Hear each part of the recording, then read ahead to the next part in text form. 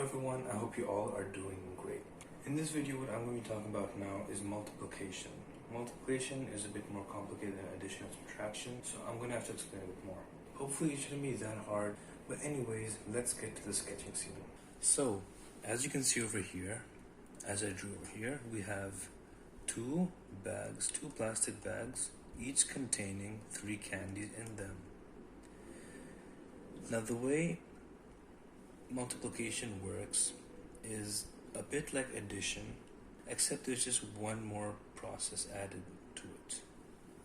So as you can see over here, the question asks, how many candies are there in total?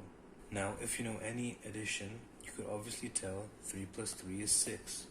However, let's not choose that route. We're trying to solve the question using multiplication. So over here you can see we have 2 bags. Here's the first one and here's the second one.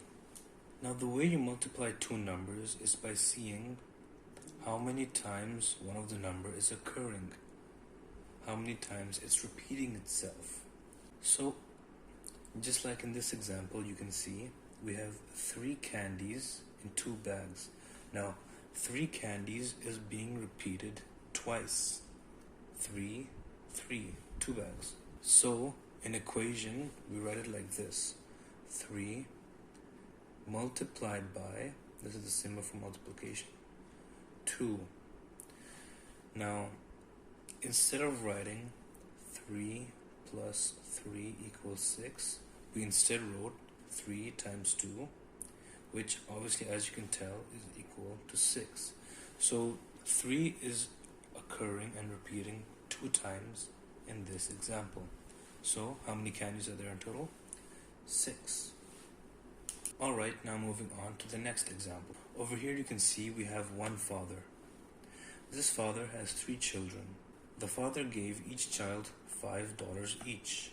As you can see over here, he gave each of them a $5 note bill. Now the question asks, how much dollars are there in total? Now we could easily just do this the addition way by doing 5 plus 5 plus 5. If you count that, you get 15. However, we're not going to do that. We're just going to do the multiplication way. So, remember what I said. Multiplication is when you see how much a number is occurring and the total of that. So over here you can see that 5 is occurring 3 times. The $5 bill is occurring 3 times. So how would we write that? It would be 5 times 3. And what would that equal? It would be equal to 15. So you can kind of get the answer of the multiplication by adding. That's what I mean when I say multiplication is kind of like adding, except there's just one more process, in that you write it in a way where it shows how many times it's occurring. And the way you answer that is you just keep adding until you get the product. The product being the answer of the multiplication question. So what would the answer be? How much dollars are there in total? It would be 15.